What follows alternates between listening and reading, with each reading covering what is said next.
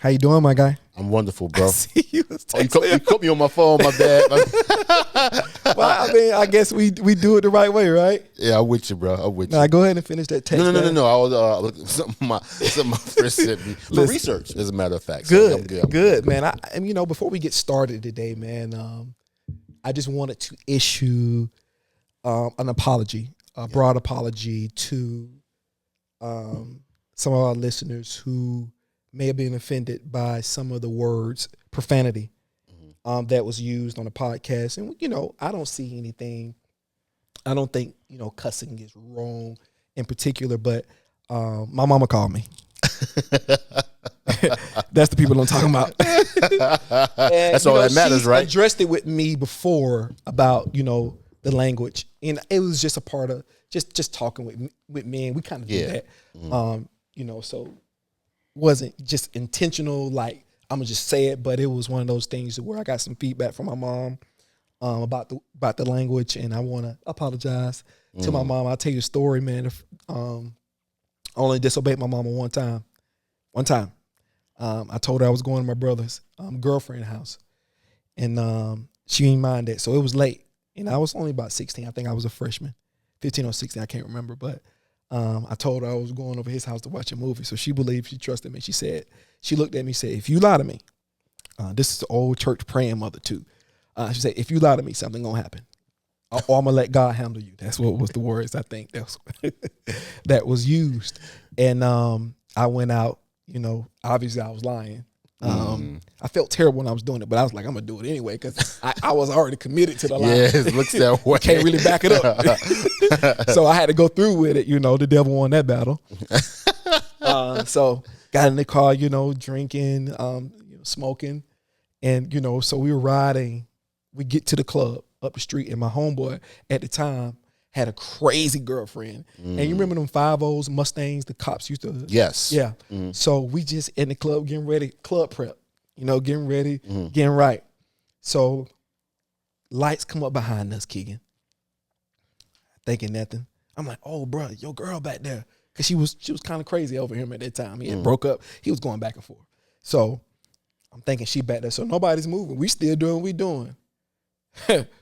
Brother, I seen some like it was the 5.0, and then he called back up. Man, they pulled me out. I was the first person they pulled out the car and put in handcuffs. Wow. The first person. Bruh, my family get on me all the time because I had my report card in my jacket, and the cops happened to pull it out and seen, I was doing well in school, and I was a freshman. I was playing ball, and bruh, listen. I was underage at the time to go to downtown. So he took me home, which is right down the street, and took me home. And if you're from South Carolina, you know about going down the road. That's what we call it. That means you're going to a juvenile facility. So I knocked on the door because he was going to take me home, but my mother wasn't answering the door, and we had pit bulls in the backyard. And the cop specifically told me, I'm not going back there. If she don't answer the door in a couple of minutes, bro. Going down the road. I knew I wasn't built for jail. I was looking to tell on somebody, and I didn't know who. They didn't even ask me no questions. I'm just playing. Bro, listen. I knew I wasn't built for jail in that moment, Keegan. So, bro, it felt like it took my mama like 20 minutes to get to the door. She finally got there. My mama didn't even fuss. She didn't say nothing. I did not get on punishment because God handled me. Yeah. See, sometimes obedience is better than sacrifice. That's sometimes. All the time. Yeah. And I felt that, it's biblical, right? I know, absolutely. God said, I don't want your sacrifice. I want your obedience. Absolutely. Yeah. And I think, listening to those who came before us, listening to the voice of counsel. I think, man, when you're a leader, you have to really, really hone in and realize, what is your North Star, what we talked about, and how do you utilize the assets that you have around you? And sometimes when you're a leader, you got to realize, hey, listen, I need to listen to this person, that person, that person. Really smart people go get other smart people to help them do smart things. No question. Lowering your ego, kind of what we talked about in the last podcast. Lowering the bar for your ego so you can allow healthy criticism to come in, if we want to be the type of brand that goes global, that goes in not just some homes, but all homes, I think it's incumbent upon us to respect that. Yeah. It's not that we have to change who we are, but sometimes you do have to make adjustments. No doubt. No doubt. You also got to make sure that you are what your listeners want. Absolutely. Right. Absolutely. So we're nothing without the viewer. No. Right. And so we got to make sure we respond to that. So like you, I apologize as well for words I could have used differently in my conversation, in my vernacular. So I apologize as well. Because to your point, I think that it's not about what me and you think. No. Right. It's about the person we're trying to reach with the conversation and what they're willing to receive and how it makes them feel. Because overall, I'm trying to empower someone else. Yeah. And if words are getting in the way of that particular endeavor, I got to check self. Let not your good be evil spoken of. No question. Sometimes it ain't about if you're doing something wrong or you're committing a sin. Sometimes the appearance of anything can castigate what you're doing. No doubt. So, because when a stain gets on something, people don't want to wear it. Exactly. You may be telling the truth. It may not be wrong per se, but I think when you have a chance to live above reproach, I think you should. I think when you're called to the carpet for something and somebody's giving you advice, even if you don't want to hear it, it's really good to come up under submission of a different voice because it helps you become a better leader. No question. See, leadership is extremely difficult because there's a penalty for leadership, and it's called looking at taking advice. It's called understanding the moment, understanding what you give to people and how important it is. And, when people hearken into your voice, there's a responsibility there. I agree. I just believe that when anybody, it's a responsibility to be a person of integrity, not a perfect person. I don't think those people exist. Yeah. So I think for me, I want to say to Mama, I'm sorry. I really am sorry, Mama, because I had to take that serious. At first, I kind of laughed it off, and that's disrespectful on my part because, I know what sacrifices my mother made and what type of person she is. And for her to speak up and say something, it's not necessarily that, again, like I said, that it's just wrong, but I needed to find perspective. No question. Yeah. What's the most advantageous way to move the deep surface forward? Or any company you're trying to spring forward, you got to think about it. You need checks and balances. No doubt. And to care enough about you to say something. Absolutely. Right. I think it's powerful as well, because you can easily say, it's this thing, don't worry about it. But you care enough to say something about it to someone that you care about, you love, a grown man. Yeah. Take a step back and let's listen to it. Yeah. No question. And be the change you want to see. Amen to that. If you're telling people to come together, listen, do this, all these fancy quotes, and you trying to say it, but it really comes down to, can you be what you're telling people to be? Yeah. Or even if you're not there, do you have the ability to make strides? Can you walk the same walk? No doubt. You know what I mean? And I think that's important. I think that's what leadership is. It's taking the bullets. Yeah. It's sometimes being uncomfortable. Sometimes you being isolated, you having to figure things out. That's the mark of leadership. Let me ask you a question about leadership, King. Yeah. What is the most difficult part of leadership? And how can people navigate those waters while still being able to be them? Because I think sometimes when we become a leader, we have to put on this cape and this robe and all of these different things that not are necessarily us. How do we begin to be us and it complement our leadership role without having to be something else and become something else to other people? Because leadership is difficult.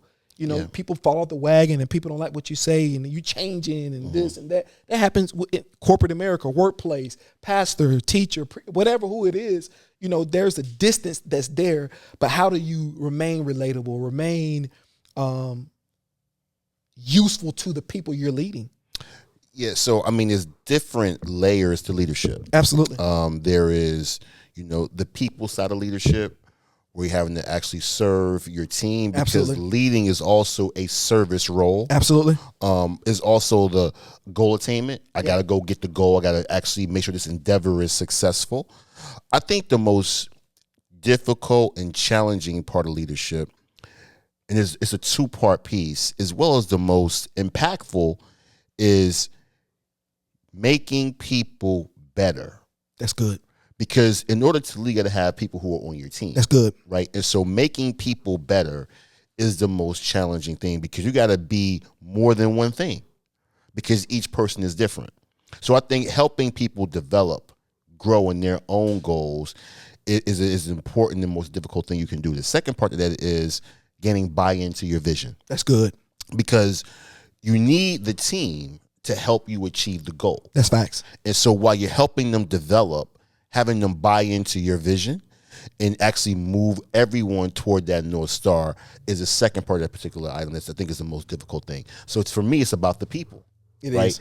Helping them develop and become better, and also helping and having them buy into your vision.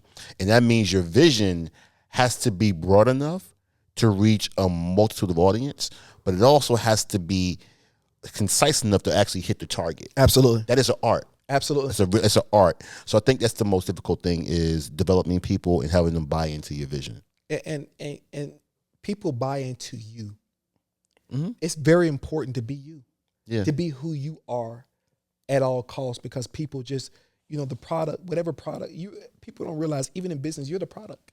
Okay. Yeah. There may be a sub product, but I think Steve Jobs when I think Apple. Gotcha. When I think Amazon, I think Jeff Bezos. Mm-hmm. When I think Tesla, I think Elon Musk. Mm-hmm. You see how that works? Like, I think these guys, we know their sub product, but they're the product. Mm-hmm. Their will, people. When I'm like looking at Apple product, man, this is I know you're a Droid guy, but just the way it's evolved over so many years, and it's become a part of the American fabric. And we just mentioned names like Steve Jobs. It's synonymous. So you're the product, man. But speaking of leadership, Ketanji Brown. It's Ketanji Brown. Yeah. I wanna give a absolutely. Yes. Absolutely. Congratulations. Congratulations to her. I think that's a unbelievable accomplishment. Black woman, Supreme Court justice, highest court in the land. You speaking of leadership, man, her leadership over the years, impeccable, unbelievable. For her to do that, I have little girls. So for me, watching that happen when they get older, her clearing that pathway, because that's what it really is. Trailblazing. Man. Trailblazing. That first cowboy over the hill. You take those licks she was taking. Yeah. You take, her being degraded. We're so used to drama and people doing stuff online. It didn't even affect us that she got degraded. She did. That she had almost damn near a perfect record. And people still wouldn't vote for her. No question. You know what I mean? Yeah. So she took that.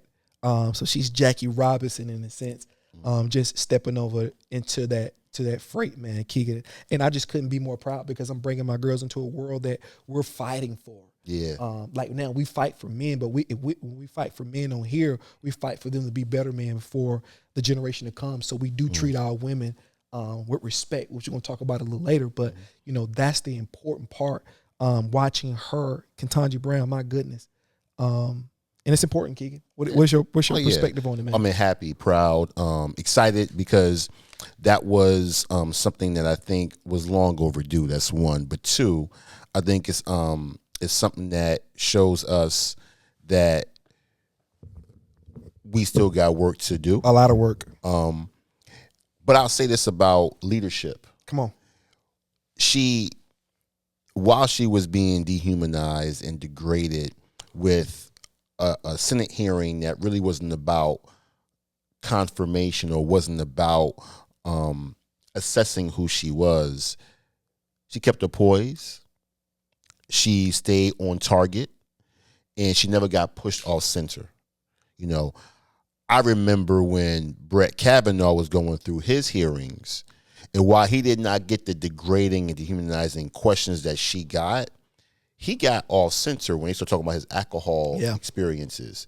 He got a little perturbed, and so I was proud to see her keep her poise, stay on center, stay convicted in who she was and knowing where she was going. That's crazy. And still, head held high.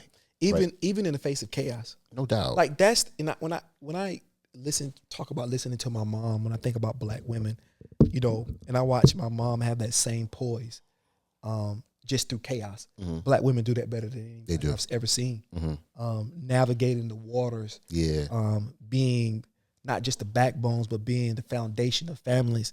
The way they handle children, their evolution.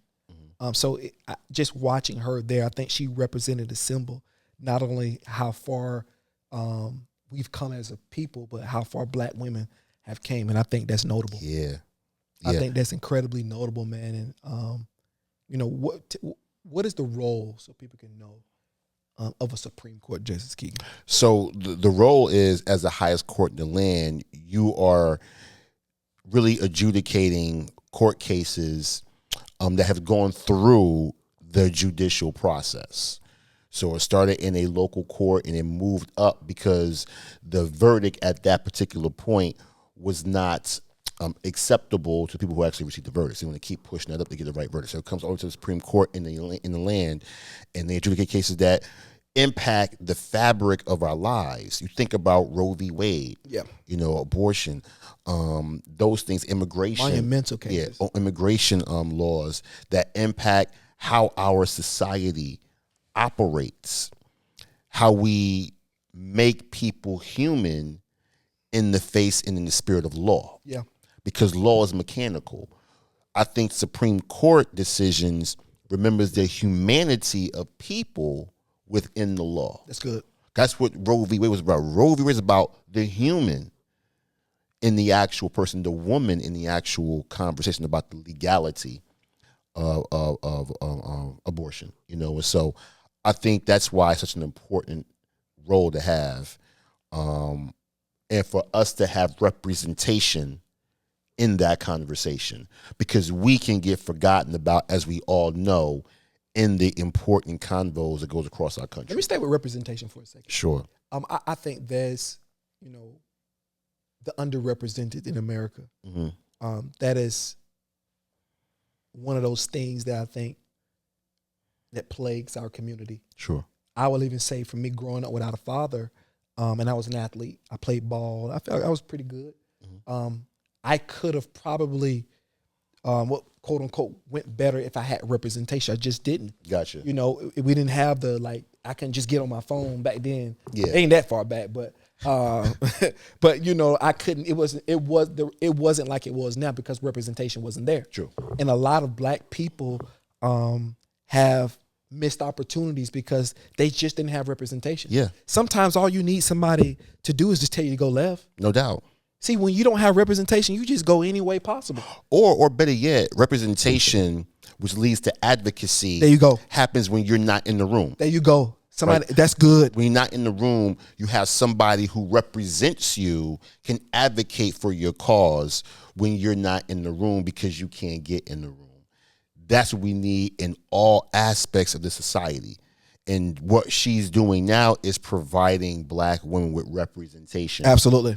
And Supreme Court in all spaces. Decisions, yes. In all spaces. I think in all spaces of industry, it's important that we have representation there. And it's also important that we be advocates, as you talked about. Because representation is one thing, but being an advocate means having advocacy. You put your name to theirs. And I think that comes along with us trusting each other. No question. We have to, you have to learn how to trust each other. Learn that, Keegan, your motive, you may have a motive, but it doesn't necessarily have to affect me negatively. No. We can get something out of the deal too as well. Yeah. So I think that's important, man. And representation is so important. It is. In every space, every type of industry, as I said, man. Like, just look at even the police. Underrepresentation is it's not a lot of Black officers. No. There's some, but the majority that we need in there to bring balance. Because people normally think twice about harming their own self. Meaning that if a Black man seen me, he would be probably less apt to harm me because he understands. Does that mean he won't? No, it doesn't mean he won't, but he will at least think twice because he sees himself in me. No question. That's why white people they got privilege, but really they just see themselves in each other, and they work together. And they should. Yeah, they should. I wouldn't take privilege away. I wouldn't give y'all my privilege either. I don't expect that. That's ludicrous. Who gives away power? We do. Think about music and arts. They didn't take hip hop, right? You think about art, yeah. We gave it away. Yeah. For the bad. And that's because we didn't have enough representation. Like, look at guys in the industry, music industry, these 360 deals they were getting. That's why so many cats are independent now, because they didn't have representation in the right spaces. No question. You know what I mean? Or advocates in the room. And that's important, man. You know, Keegan, what is the gap? What's the distance between advocating and what we're doing now? How can we fill that gap? What is the answer to kind of fill that void? What is a tool that we can use to help fill that void, to help people feel comfortable? I know it's a case by case basis, but just a macro version of what we can do, some foundational principles we can do to help advocate for our people in the room and fill that gap, fill that void.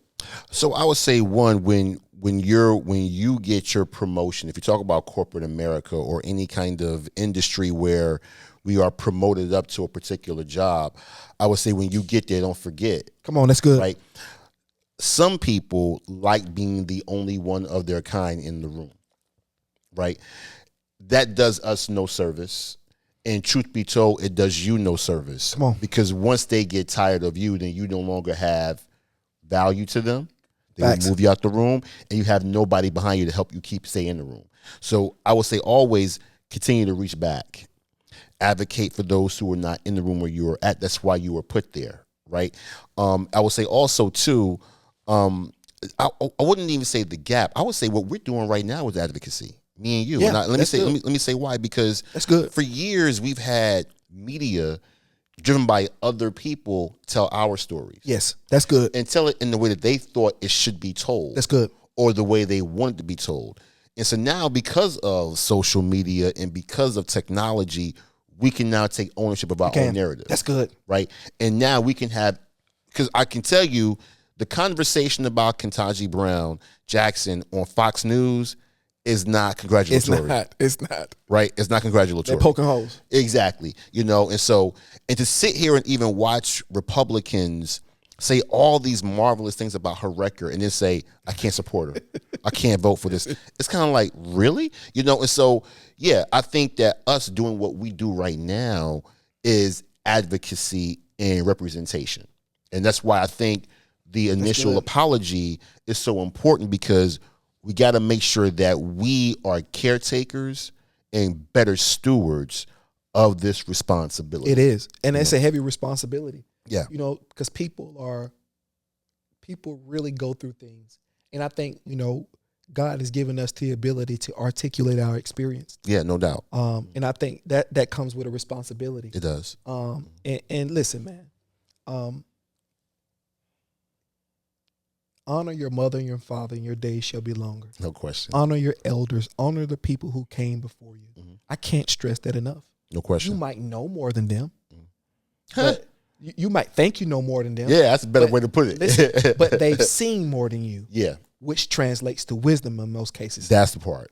Yeah. See, what I have is knowledge. Yeah.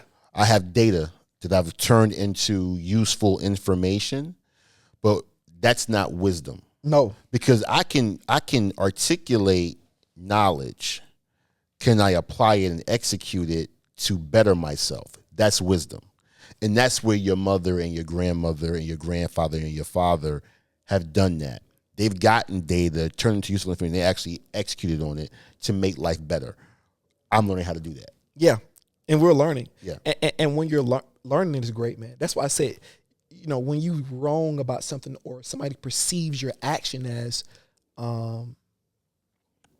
something that, causes a stir or whatever, you got to look at it. Yeah, you do. You got to look at it. You have to calm your spirit. Mm-hmm. It's important, Keegan, to sometimes sit back and be patient. Yeah. Sometimes when we're going through a struggle, let me say this. Sometimes when we're going through a struggle, Keegan, struggle tries to convince you that you're running out of time. Mm. That's the hardest part about struggle. I got to do it. I got to do it. I got to do it. Yeah. I got to do it. I got to do it. But when you listen, stress is just an unmade decision. Mm-hmm. When I don't stress about the deep surface anymore. Mm-hmm. I just execute because I've already made a decision that I'm not stopping. Mm-hmm. The decision has already been made. Gotcha. Now, during the journey, you got to make pivots. Mm-hmm. You got to do things out of your control or or you got to submit to some things. Like that's because vision is not just for you. Yeah. We talked about it in a few podcasts, but vision, God don't give you vision for you. He give it to you for Others. the people, others. Why would he just give it to you? And pivoting is not always based on a negative circumstance. It's not. You can always pivot and double down on a good thing. Yeah. Right? So it's a broad range in the world. You have to be athletic. You have good. to be able to adjust It's good. in the world of, hey, this happened right here on this journey we're going on. How do we move a little bit differently? That's just part of being athletic. It is. And speaking of how we, move a little differently, we want to talk about this tonight too as well. I want to talk about the redistribution of masculinity. Say it again. The redistribution of masculinity. Okay. There's been a lot of so you're talking about across genders, right? Cross genders. I think, how do we now, what I'm trying to say with it is how do we, there's been so much talk and so many labels put on like toxic masculinity, these things. And, it's a broad spectrum of what people define, how they define what is masculinity. And I think, I've thought about this for a long time. I've heard it talk. I've heard women talk about it, men talk about it. But, how does God see masculinity? How do the men in this generation, because I know back in the day, I know misogyny was a big thing. I know how we got here. We can walk through how we got here. I know what our daddies did and how they treated women then. Their reasons are their reasons, still wrong. How do we define masculinity? How do we now, Keegan, and we can start, I'm going to start with you, how do we define masculinity? How do we redistribute the masculinity? How do we now set a bar for ourselves as men? I think some people think masculinity is this. It's this. It's this. Women they're not confused about what femininity is. They're not confused. But there's a lot of men on a lot of different spectrum. Same with femininity as well. There's a spectrum, but they're clear. It's not clear what masculinity looks like now, and how do we define it, because it's been so many definitions, so many. We've been taught by our granddaddies and our uncles, and action or inaction. We've been taught by them of what masculinity is. Is there a need to redistribute masculinity, or we find how we are? That's a big question. Well, I'll first say that I think masculinity is going to be something different to every man. Yeah. Right. So we have to respect that. Just as femininity is going to be something different to every female. Yeah. Right. So you have to respect that. I would say, to your point, misogyny still exists. Oh, no question. In very, very overt and covert ways. So it hasn't gone anywhere. But I think where your question might be going is, and correct me if I'm wrong, do you feel as though, so I can answer it properly, do you feel as though women are leaning into a masculine energy versus their feminine energy? Do you feel that's what's going on right now? Answer that question again? You want me to answer it? Do you feel like women are leaning into a masculine energy versus a feminine energy? I think yes. I think, and it's not necessarily a bad thing, because I'm gonna tell you why. Because now in our society, there's a lot of single women with children that's had to play both roles. Gotcha. And when you have to play both roles, whether you're successful at it or not, you kind of take on that by virtue of you being mama and daddy. So that builds something up in you. It builds an independence up in you that I'll say it makes me it makes me distrust you. Okay. You haven't done anything to me, but I'm here raising children alone, so that automatically creates a distance. Just and you have to really show and prove to get inside of that circle, because she's worked too hard. Yeah. To let anybody come in. And she has to protect it, right? And I think and I was talking to Ebony one time, but you can overcorrect even in that situation. No doubt. You can overcorrect. It can become advantageous. I mean, not advantageous, but it become a disadvantage for you. Well, and I'm trying to figure out, when you say the redistribution of masculinity, okay, where did it get redistributed to? where I'm trying to understand where you're going with that. No. So what I mean is, how do we now define it? Okay. So how do we define it for ourselves as men? Because the redefinition of masculinity. There Okay. So redefinition, redistribute it back to us. Okay. That's what I was trying to say. So how do we give it back to us? How do we put it in our hands versus letting everybody define, especially black men, who we are? So I would say one strong conviction I have is I think we wrestle with this thing that men are saying that women are creeping into masculinity and walking in some kind of authoritarianism and independence that make them say we don't need men.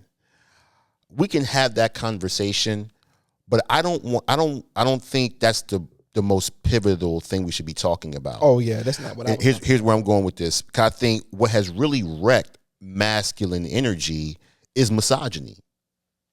I think we talk about overcorrection for females. I think we have to overcorrect because men have abused their masculine energy for so long and oppressed. I mean, think about women's suffrage for a second. Absolutely. Women's right to vote. Suffrage for women started back in the mid-19th century. No question. But the women's right to vote just came in 1920. Okay? It ain't that far in the past. You know, you're talking about 1 century. Wow. Right? You know, and so I bring this up because people don't realize that for a long period of time, women, and probably still, you can argue to this day, women are still second-class citizens. So I think misogyny has hijacked masculine energy and gave it a negative connotation. I agree. So That's good. So we create phrases like toxic masculinity. I never heard no one say toxic femininity. No. Right? The reason why is because you're looking at masculine energy through the framework of misogyny. Yeah, absolutely. Right? And so I want to talk about how we take it back from that element. That's good. Versus trying to argue with our sisters about what they're doing in our particular space. Oh, God. That has created a negative connotation for us as men. And we don't look at our females eye to eye. We objectify them. Yes, we do. We objectify them and draw them down to their bodies. Mm-hmm. And men are seers. You know, men see out through their eye gaze. So it's not all bad, but you know, that's what we've women don't want ugly men either, just letting you know. Yeah, no, I'm saying. I know what I'm saying is we you know, when you objectify somebody, you dehumanize them. That's true. That's fair. That's fair. And I can understand the anger. Mm-hmm. Yeah. I can understand them letting us know how disrespectful we are at every turn. Mm-hmm. I don't think men should get upset when a woman especially black women, correct what we're saying, because we don't know that we're being disrespectful. Yeah. It's kind of like how white people is with racism. Mm-hmm. They act oblivious to the thing that we're telling you about. Yep. No, you just don't understand how you're making me feel. Exactly. You know, and I think men, we've taken on, especially black men, that's the rift. That's the gap, in my opinion. Yeah. That's the gap, because I think the respect is not there. Mm-hmm. And some black men, when you don't have respect for yourself, there's something missing in you. Yeah. So traditionally what we've done, especially with our older men, you can see the way they treated, not everybody, but while women are angry, you can see the way the granddaddies treated the grandmother and things like that. And that passed to us. Yeah. And when you're in a culture like ours who's had big struggles over a long period of time, you know, who's the person you take your frustration out on? True. Person at home. So, and that's what a lot of black men did. They put their hands on the woman. That stuff carried through both generations. Men kept doing the same thing, and the mothers of that generation whispered to their daughters of this generation and said, "You won't take this." No doubt. Mm-hmm. And daughters saw it too, and just said, "I'm not going to take it." Absolutely. You know? So I think that's where we make the argument of, now I have to battle the female for this spot in masculine energy. But I think, for me, the battle is with misogynistic characteristics. Because if I can take back the definition, to your point, about masculine energy from misogyny, I think I can have a better conversation with the female about what it means to her. Because now I'm walking in the right frame of mind. Yes. I'm now being to her what I need to be to her. Absolutely. Without exercising some kind of authoritarianism or disrespecting her. So I think for me, we talk about masculinity, the problem isn't the woman, it is the man who has where we have let it be defined by misogyny. And you see it every day. I mean, it's in the fabric of our society. You know, women are paid 70 cents on the dollar. That's it. That's good. What we make, and black women are paid less than that on every dollar's made. So, you know, men control that because they was in powerful positions, right? So we got to actually take that back and be better at how we handle it, and not worry about what women are doing to pursue their equality. How about we take back misogyny and provide equality? Absolutely. Or equity. Yeah, but I think we all are different. I don't think nobody's equal. I think that we have different jobs. Yeah. You know, that makes us different, man. That's you know, and it's out. And I think let's talk about protection for a second. You know, we think men think sometimes, you know, we have to protect in a certain way, but you know, protection is spiritually too as well. Yeah, it's socially, it's emotionally, and I had to learn it the hard way, being married and dealing with different things, because I came in with the same. You come into a marriage like I came in with the misogynistic attitude of, okay, this how things gonna go, but that ain't how I was. You know, that quickly went wrong. I mean, that quickly went wrong. Just because, you know, powerful women, because they make you better at the end of the day. They do. You know, that's the thing I'm learning. Like, you know, we have to relearn, in my opinion, how God sees masculinity. Okay. How God sees men, how we are to conduct ourselves with our women, because we are to protect them. And you protect them in so many different areas. And this is not, I don't know if it's true or false, but I was thinking about to myself, because I think masculine energy is softer than feminine energy by nature. I think we're strong, but I think the goal is to lay down to a stronger vessel. So that's why, we think that because we're bigger, that we're smarter and we're stronger. That's not the case. We see that they have babies. Yeah. We're physically strong, but I think, you know, we have the softer energy because being a leader, look at Jesus. Jesus wasn't soft, but he had an energy that was softer, but it was still powerful and sharp. You knew that at any moment it could really be that. And I think men don't realize that, bringing that down, seeing your woman as the power that she is, I think we can begin to communicate in a holistic way. Gotcha. Because I'm not really just talking about marriages and relationships. I'm talking about how we deal with each other on a day-by-day basis. You know what I mean? That's important. And I had to catch myself a lot, Keegan. The way I speak to women, the way I talk to women, because, you know, you've been taught years of misogyny, and then when you come to a realization that what you're doing needs to be adjusted, you struggle with that. Yeah. So to your point about who's stronger, on average, you're going to always have exceptions to the rule. But on average, where do you see more strength, in being quick-tempered or being patient? Patient. Okay. So on average, females are more patient than men. Kids. And men are more quick-tempered than females, right? So strength in that particular space, the female is stronger. So I think you got to understand how you define strength, because it ain't about the muscle, it ain't about the bicep, right? You know, it's about what's accepted. You know, the things that a woman does across a number of different activities at one time. Like, you know, you can watch your mother raise a child. I mean, not raise, but like, you know, discipline a child, cook, watch TV, and fold clothes at the same time. Absolutely. I'm going to do one thing at a time. That's it. You give me multitasking, I'm messing something up. Plain and simple. I'm not that guy. So yeah, strength is how you define it based on what's needed in that role, in that particular situation. I think that women showcase their strength every day. They do, man. We just got to be able to recognize it as strength. But to your point about, you mentioned masculine is a little bit softer. That's just my, I think that's my, you know, that's just my evaluation, just looking at like the energy. I'm talking about the energy of masculine energy, feminine energy. I think feminine energy can be stronger, the energy, the man is obviously physically stronger, but when you think about the energy that is placed into the world, they think about it, they have babies, they can't take care of children, they're working, they doing everything we can't do, and they still doing things we can do. Yeah, no and doubt. they're doing it at a better rate. You know what I mean? Let's be honest. Like women are exceptional. It's okay. And but that makes our life better because black men have struggled for so long, and when God sent us a cheat code, we threw it away. Yeah, we did. Black women are cheat codes. Yeah. Think about it. And it's I'm even starting to see it in my own life. If you really try to start being the man you need to be, honestly, and you talk to yourself, that's for every man that's different. Yeah. Every man, I don't know when that time comes. I know when my time came, God had to show me who I was. And to show you got a secret weapon. Yeah, you do. You got a secret weapon.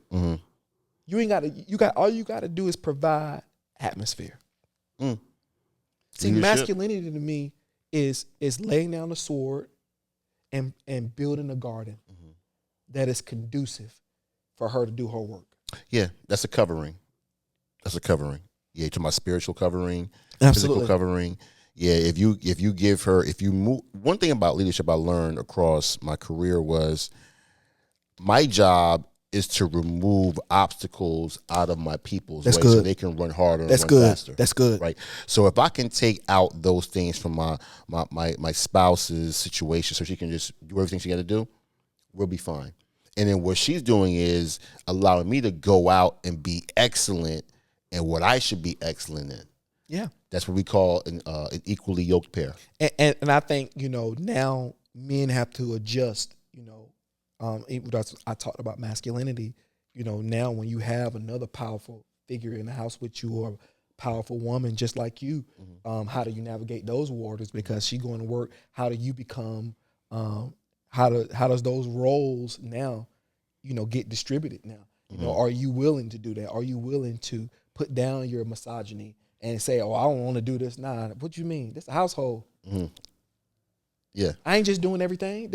And I think that's the frustration women have with us in a lot of areas, especially in marriage. I can say even in my own. If I'm being honest, I just did not. If I'm being totally honest, I didn't know. It was ignorance, but there's no ignorance to the law. Yeah, true. You know what I mean? True. You still got to be responsible. Yeah, ignorance is not an excuse. Men sometimes will remain ignorant on purpose. That's fair. I've done it. I'm not saying that. Men, we can see something that you don't want to know. Yeah. Because you don't really want to do it. And I think, that talking to my own self, I think, how do I look at my masculinity and how does it stay? How do I define it now? Like, how do I, through all of that, how do I keep myself? Because you, as a man, as a leader, as we talked about tonight, you give yourself away. Christ, you love your wife like Christ loved the church. Even so that he even gave just himself the women of the world, we represent leadership, coverings. We do the hard work.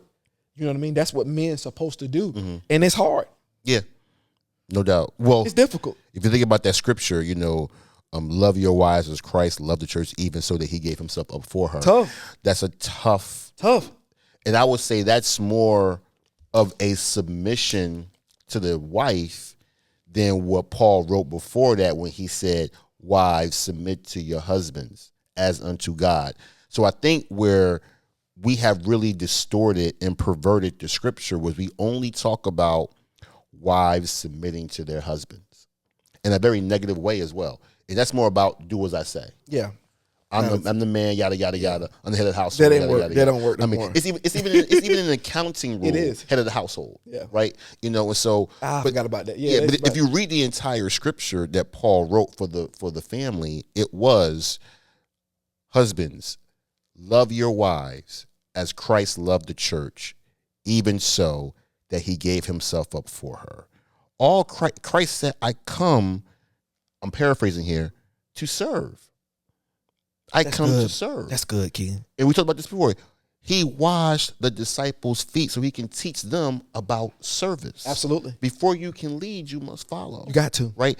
And so I think that we as men got to understand, and also understand that submission is not a negative thing. No. Now, we have made it negative by how we want to execute on it. But it's not a negative thing. Because when Paul wrote, before he wrote, wives, submit to your husbands as unto God, right before that, the first part of this teaching was submit to one another. Yes. Right? And then he talks through what each one does in that submission process. So I think when we start fighting misogyny, men gotta understand that I need to submit to my spouse so that I can serve her in the proper way. And that means making her first. I'm second, because if I'm going to give myself up for her, I'm making her number one, right? And then if I do that in the proper way, she will have no problem submitting to my vision for this particular family. Yeah. Because I made her number one. That's good. You got about 50 tonight. That's scripture. That ain't me. Paul wrote that. But, you know, and that's just laying it down, Keegan. You know, just and realizing when you give, you get. No doubt. Funny how that works, right? Yeah. It's very simple. It's funny how that works. Yeah. You ain't got to take. Yeah. You ain't got to take. Just, serve and give, man. And I think you build your character through that. I found myself building character through that and finding who I am. Because women, in particular black women, can help you expose a lot, and they can challenge you. You know what I mean? And I've been challenged by my mother, by my wife, by my cousins.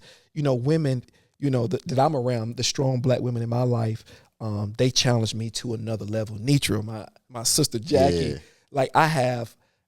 in my life, I got GOAT women. I do. They carry themselves in a manner that is unbelievable. They're classy. Decorum is off the charts. Gotcha. But they're not perfect, but they handle themselves in a way that they not gonna fall apart. The standard. They're gonna be the foundation of our family. The standard bearers. Yeah. And I think when you submit unto the knowledge and the spirituality of a woman, you can hear God's voice through submitting through her. That's a friend. Everybody ain't married. That's anybody you come in contact with. That's a black woman. Oh, yeah. She can add so much to your life. And I think that doesn't mean we don't add anything. Let me not say that we're not second-class citizens. Yeah. You know what I mean? I think it should be a mutual respect between both parties. I'm with you. To recognize the power. But, misogyny has blocked us from recognizing the true power of our black women. And now we're seeing women like Ketanji Brown get in spaces. You're seeing black women everywhere. Issa Rae, these women, now are phenomenal. Ava, she's my favorite. Ava DuVernay, she's one of my favorites. I like her a lot. Gotcha. I got a little crush on her. I'm just kidding. I like her, but there's so many. The power of the black woman is amazing, and I think our masculinity should not be threatened by another ally.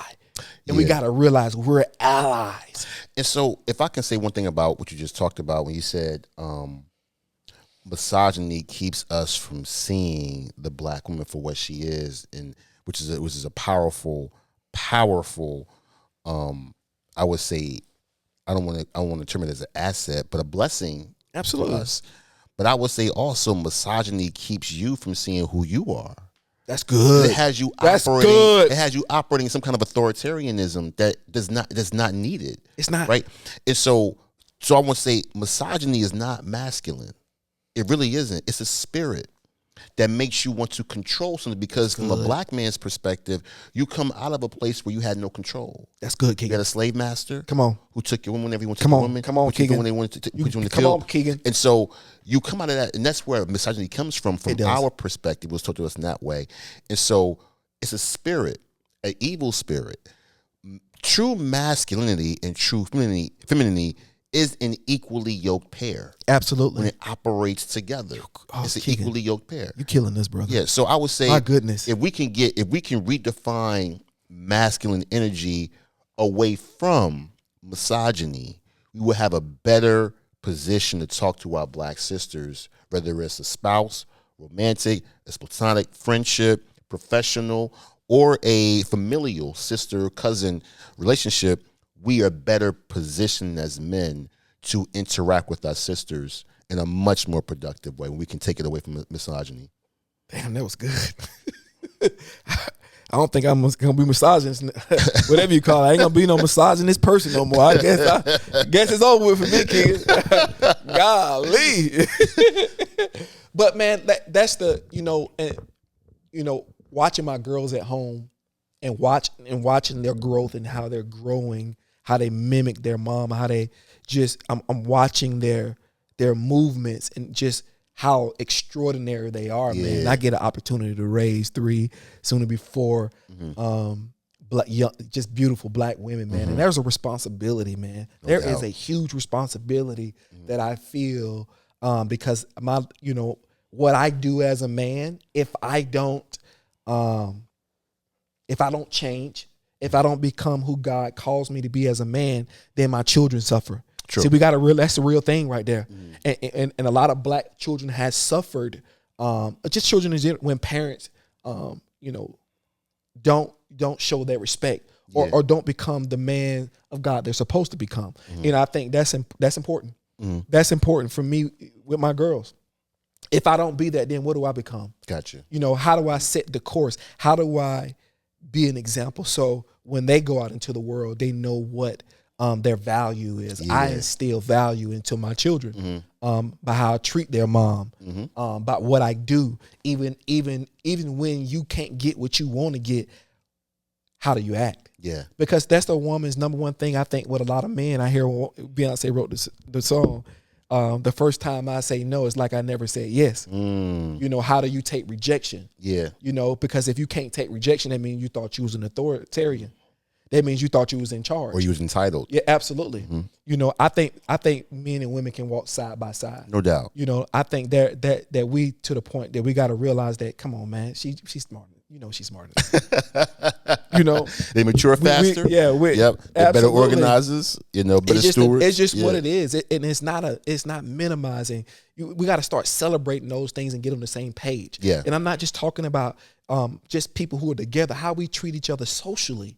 That's important, man. We, and I'll say this to y'all women too as well. We ain't got to post the memes all the time about how bad a man is just because your specific situation didn't work out. When you post memes like that, and a lot of people see it, people take it, people absorb social media, whether you say it or not. They do, and it's messaging.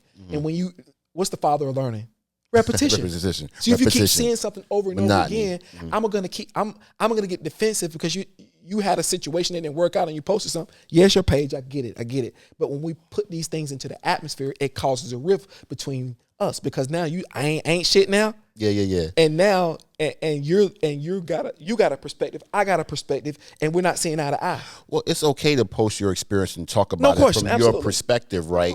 But when you start to say that this represents all black men, now we got a problem. No, and I don't think people do that. But when you see similar messages going on over and over again, it just repeats the cycle because you post those things, then we get into situations with people, and then y'all both already distanced and ain't let down y'all guard, and then one little thing happen, y'all break up, then every cycle repeats. Yeah. You get what I'm saying? So it's a repetitive cycle, and I think we can do a better job with helping each other grow because we need each other. Yes, we do. We need each other. I know that he ain't ish sometimes.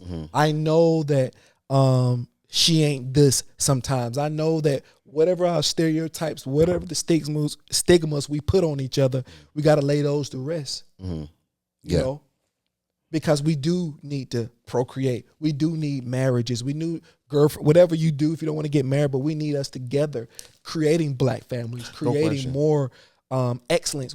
Our ancestors and people came before us, Keegan. They worked hard. They worked hard to get us here, not for us to fall apart. Yeah, we made some mistakes along the way, but we can't make the same mistakes or carry into this generation, past generations, failures. That's important, man. I can talk about. Go ahead. I would say to that point because I think that there's this phrase that I don't need a man.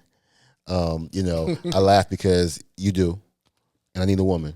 Right, and not talking about from a heterosexual perspective. First, I want to make sure I'm clear about that. Now, from that perspective, I'm not saying you need a bad man. No, but because for me, being what I do for a living, wealth starts with marriage. It does, and second, it comes from home ownership. Come on. So if you want to go get the bag, you need a man in that regard because the unity of what you can do together can outpace what you can do by yourself. Yeah. They have those people who can make it, on their own. That's not. We're not talking about you can't do that. But from a wealth perspective and creating generational wealth for your children and for your grandkids, I would say the unit will always outpace the individual, no matter what you're talking about. As you always say, Keegan, you can run fast by yourself.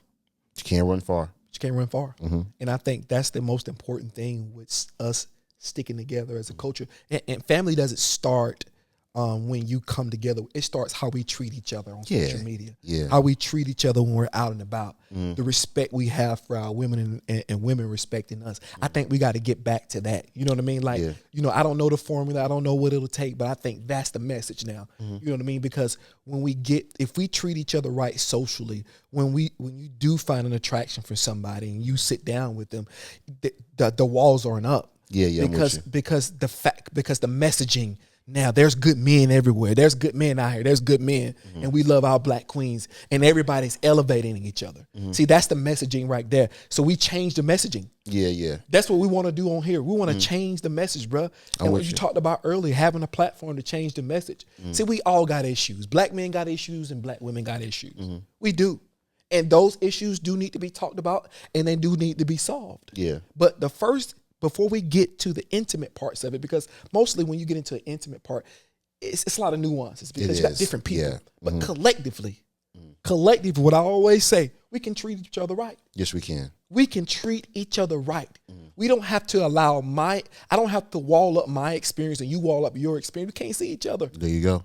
Because you've been hurt, I've been hurt, but we could be hurt for two totally different reasons. No doubt. We could have all the chemistry in the world, but because we brought the toxic things of the past into the future. And we could be each other's solution for the pain. That's good. Right? That's good. If we want to be vulnerable about it. Come on. And I want to self-correct. I'm never going to tell somebody what they need. Okay. Right? I want to self-correct. I want to make sure you got I want to self-correct. I said, boy, you about to be. I'll self-correct because I know what I need. Yes. So I'm gonna speak to that. I know what I need. I want to know nobody else what they need. Now I think you said something right, but we need each other. Yeah. I think we need just as much as they need. It's okay to need a man. It's okay. Just like it's okay to need a woman. See, but we started it because we didn't think it was okay to need a woman in certain spaces, so we kept her out of it. True. So you can only keep somebody in the dark so long before they put you in the dark. That's facts. That's facts. So now you're fighting to get into the space that you kept them out of first. So that's why somebody gonna have to put down a sword. True. Somebody gonna have to or we're gonna all be dead, right? That's what I'm saying. You know what I'm saying? Because it is about building wealth for our children. See, we're the leaders of this generation now. We are. There's a responsibility for when our kids come up that they respect our women, that we respect our men, that we respect each other, and that we able to work together in harmony. We won't get to our ultimate promised land without each other. No, we won't. See, that's the realistic piece. Yeah. We could see a bunch of people can pop out and do great things. We need about 50 Denzels, right? Yes. We need about 85 Obamas. You know, we need, these are high level people I'm saying. Yeah, I'm with you. We need 1,000 and 1,500 Keegans. We need a lot of duplicates that can help us grow. I think they're there. I think we have to get past divisions that's been created within our culture. Come on, that's good. I think they're there, you know. And the one thing I'll say is in wealth, I don't want to keep them back forward, but wealth is not just quantitative, meaning money. Yeah. It's also qualitative, meaning information. Absolutely. Because passing down, I'm going to tell you, the checkbook was there for other cultures. They passed down information. They did. And that's what helped them understand how to even be a good steward of the checkbook. That's good. Right? So wealth is a two-component piece. It is. And together, as you said earlier, when your daughters watch you and watch how you treat their mother, that's information they got visually. They got nothing to do with a dollar. It doesn't. Now she understands what the standard should be for what she looked for in a man, right? And also for sons, when a son sees how his mother treats his father, he now has a standard about how he's going to look for a female. Yes. When he gets out here in the world, that's wealth to me. Yes. That's not just about money, in my opinion. When I talk about wealth as far as coming from the family unit. So yeah, I want to make that point about what we talked about earlier about wealth. Yeah.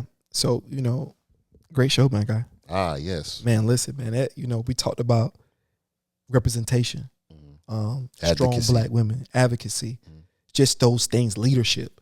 You know, I think that, and just the black men and the black women, because I want to keep talking about this as many shows and kind of hop into the details a little bit so we can kind of break those down and give those some perspective. But I want to just high level talking about today. It's just how we, we got to do this together. Yeah. We got to do this together. We represent something strong, and that's how we got here, family. Facts. The Black family got its issues, don't get me wrong, but we stayed together. We stayed together through some ugly stuff. We stayed together through some things we shouldn't have put up with. I get it. The uncles of the family, let's talk about it. The molestations of the family, being touched, being raped, people, but those are that happened. Yeah. And the family stayed together. It should have been talked about. It should have been reported, but it wasn't. So we there's a lot of sacrifice. There's a lot of sacrifice, a lot of ugliness. Yeah. Ugly stuff that our ancestors and people that preceded us had to do to get us here. And God gonna deal with what God got to deal with. But one thing about that, Steve, is grace and mercy never outline what was not let in. That's good. It always said it's going to be for everything that we actually had a problem with. Yeah.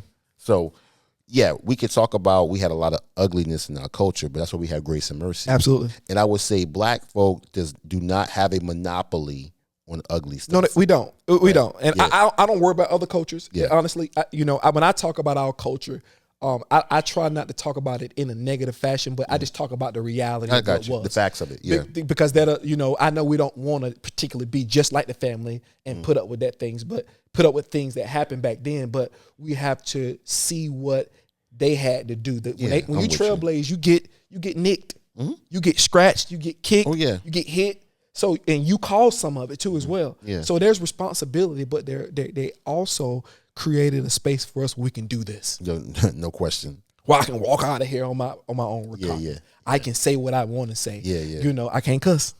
I can't do that. But, so I think it's important that it's up to us now. Those Black men, Black women, that let's start to merge this thing together, man. Facts. And become better towards each other. And I want to have some women on too as well, so we can have a real good dialogue, because we don't want to be talking for women. We was talking about women tonight, but when it's time to talk about what they go through, I think it's important. I think it's responsible that you have them on and we continue this dialogue. But man, this is Keegan, I'm gonna be honest, bro. You was a joy to listen to tonight. Well, thank you, bro. Absolutely, my guy. I appreciate that. I appreciate you, man. Y'all, please go subscribe to the Deep Surface Podcast on YouTube and Instagram, the Deep Surface Pod, man. Thank you guys for all you do, Mama. I promise you I won't cuss no more. And I think I did say something. I think I said the D word, but I apologize if I did, though. And we out.